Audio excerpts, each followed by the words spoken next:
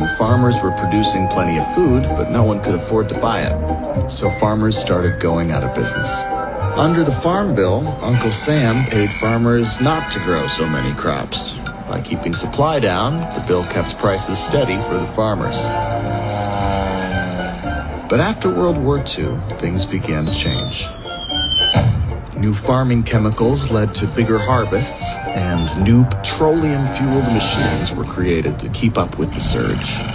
Starvation was history, but the explosion of food into the marketplace overwhelmed the government's ability to manage supply and demand. In the 1970s, Secretary of Agriculture Earl Butz had a different idea. In a complete 180, the government abandoned small farmers in favor of large mega farms that could churn out as much food as possible.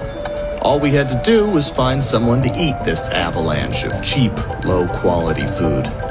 In just 2 generations, a nation racked by hunger ate its way into obesity, diabetes, and all sorts of other problems. All right, shalom. Peace, Israel. It's your brother Yaquab from the Camp Prophets in Babylon camp down here in Tampa, Florida. I'd like to give our glory, honor, and praises to Yahweh, Bahashim, Yahushai, Bahashim, Rachaha, Kudash. Double honors to the elders and apostles of Great Millstone who do indeed teach and real well. And peace and salutations to the hopeful elect scattered abroad. All right, today, as you see in that opening video, man, I want to touch up on, Israelites, man, were eating defiled bread, man, okay? And the Lord, Yahweh, Yahushai, is the author of life and death. So within eating these defiled foods, man, the Lord protects us, man. But also, the Lord has it to where, gluttonous 2/3 niggards, man, they end up passing away. You may end up eating too much fatty foods, all right, and have a stroke, or you may clog your arteries and end up getting a heart attack and stuff like that, man. All right, so just want to touch up based off of that video. In the book of Ezekiel, chapter 4 and verse 13, it says, "And the Lord Yahweh Shai said, even thus shall the children of Israel eat their defiled bread among the Gentiles, whither I will drive them." Hey, so we eating defiled bread, man. Our food is defiled. Okay, you have bugs in the food, man. You have poison in the food. All right, so many different chemicals that you have that rely in foods nowadays to give it the taste and to have it be non-perishable, man. So you're able to, store food up for a while. You brothers and sisters have probably seen videos on like TikTok and all these other little places where they have we're not supposed to eat this, but as an example, McDonald's, that somebody would take a McDonald's burger and leave it out, and they'll have like a camera on it doing a time lapse, and they'll leave the burger out. The burger will look the same after being out for a month, 2 months, which any real food is not going to do that, man. There's chemicals in it to keep it, to give it that look, to keep it non-perishable, man, so it doesn't expire. Okay, that is defiled food, man. Okay, and that word defiled, it goes into spoil, desecrate. Okay, basically, excuse my language, but shit, man. Okay, it's spoiled. Okay, so our food is desecrate, man. Okay, but we understand that, hey, Yahweh Yahushai, the Lord is delivering us from these foods, man. Okay, especially those that believe on Him, man. Hey, the Lord is protecting you from this stuff, man. Okay, because Esau has poison basically in all the foods. Okay, when you understand that there's certain foods that you eat that give you a certain vibration, a certain mindset. That's why the Lord told us not to eat the swine and certain things like that, man. Okay, because certain foods that you eat can leave a vibration on you, man. Especially the swine. That swine that have you feeling lazy, man, and dumb and docile like the animal, man. Okay, that's why the Lord told us not to eat certain things, and you see there's certain diseases coming from Jakes and certain people eating certain things that you're not supposed to eat, man. Eating defiled animals, man. Okay. Mark 16, I'll start at verse 16. "And he that believeth and is baptized shall be saved, but he that believeth not shall be ashamed." All right, so you believe on Yahweh Yahushai. All right, you heard this truth. You baptized by the word, man, by the spirit of Yahweh Yahushai. Okay, he shall be saved, but he that believeth not shall be damned. If you don't believe, man, you damned already. Okay, it says, "And these signs shall follow them that believe. In my name shall they cast out devils. They shall speak with new tongues." Okay, here's the point. It says, "They shall take up serpents, and if they drink any deadly thing, it shall not hurt them. they shall lay hands on the sick and they shall recover. And the point is, if they drink any deadly thing, it shall not hurt them, man. Okay? There's like we said, there's poison in these foods. Okay? Esau is putting a lot of preservatives and all these different things in foods, man. It's not supposed to be in food. Okay? And the Lord has it to where his people, he's protecting them, man. Bread is 9 times out of 10, and a meal that you're eating, it has poison in it. Okay? There's some sort of toxin in it to keep that food non-perishable. Okay? And what the Lord protects you from it. You know, you'll eat something. Esau might put literal poison in the water, and you just, I'm thirsty, I want to drink a glass of water. You drink the glass of water.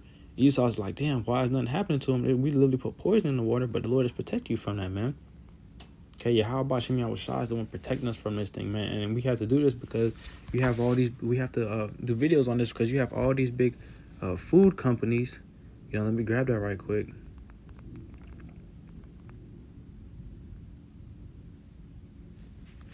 You have all these different food companies. It says only 10 companies control almost every large food and beverage brand in the world.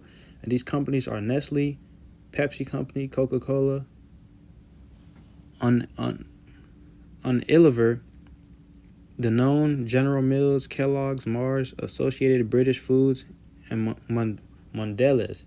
Each employ thousands and make billions of dollars in revenue every year. And these companies, you know, these companies are not companies that have your best interest, man. They're worried about monies. They worry about money. And I also have the circle up here as well too. You got Kellogg's and Coca-Cola and Nestle and Kraft and Heinz, all these different companies that own fast food places and certain different things.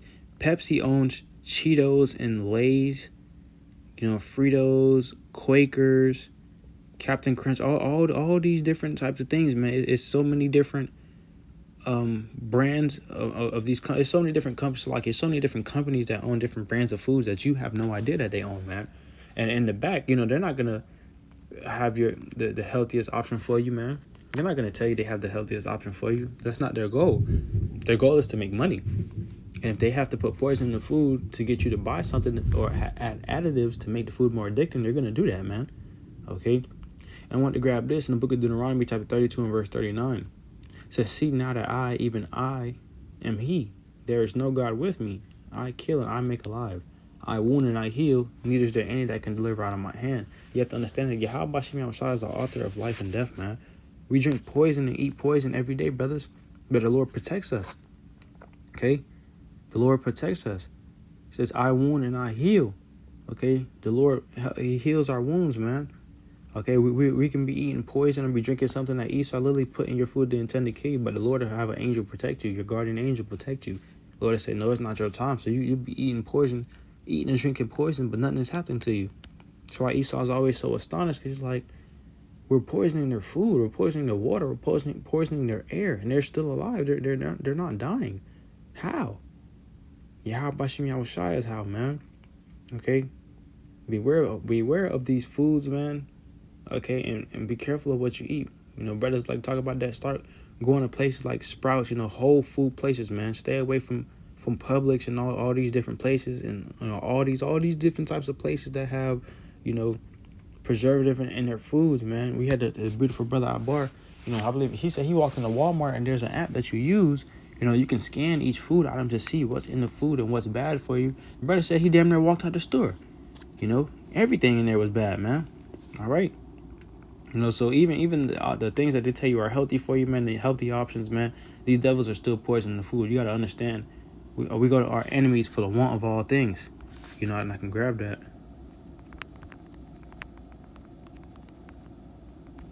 You know, we go to our enemies for the want of all things, man. Okay? So, you know, and if someone is your enemy, you think that they're trying to sell you something to keep you alive, to keep you good and healthy, man. No, they're your enemy. They despise you. Deuteronomy 28 and 48. "Therefore shalt thou serve thine enemies, which the Lord Yahweh Shem Yahushua shall send against thee, in hunger and in thirst and in nakedness and in want of all things.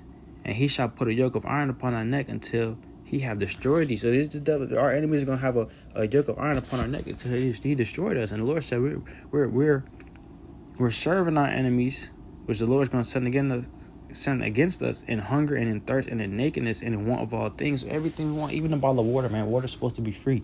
Okay, you got to go to the devil for that, man. Okay, you got to go to your enemy for that. You have to buy water. You have to purchase all these different things. Okay, this is how you know, man. We're under the curses, man. We're those people, man.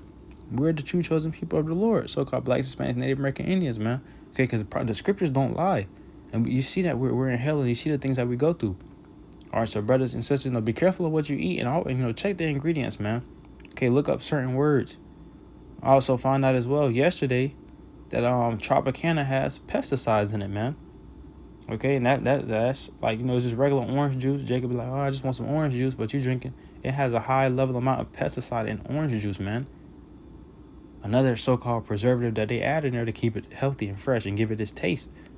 Okay. You know what I'm saying? Like, brothers, as an example, brothers want orange juice, man. Hey, man, go buy some oranges and juice them or something.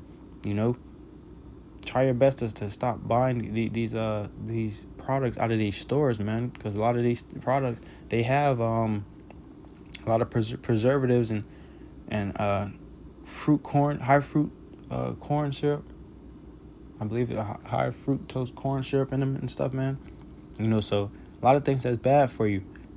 All right. So Yahweh out of the lesson was edifying, straight and to the point, informative to brothers and sisters out there. I'd like to give all glory, honor, and praises to Yahweh, Bashim, Yahweh Shai, Bashim, Chahakwadash, for giving me the inspiration to do this lesson. And double honors to the elders and apostles of the great millstone who do indeed teach more well. And peace and salutations to the whole elect scattered abroad. Till next time, I do say Shalom and the Bible ball soon. And farmers were producing plenty of food, but no one could afford to buy it. So farmers started going out of business. Under the Farm Bill, Uncle Sam paid farmers not to grow so many crops. By keeping supply down, the bill kept prices steady for the farmers. But after World War II, things began to change. New farming chemicals led to bigger harvests, and new petroleum-fueled machines were created to keep up with the surge.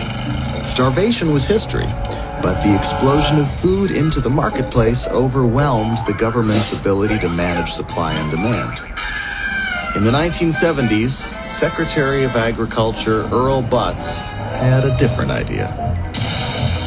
In a complete 180, the government abandoned small farmers in favor of large mega farms that could churn out as much food as possible. All we had to do was find someone to eat this avalanche of cheap, low-quality food. In just 2 generations, a nation racked by hunger ate its way into obesity, diabetes, and all sorts of other problems.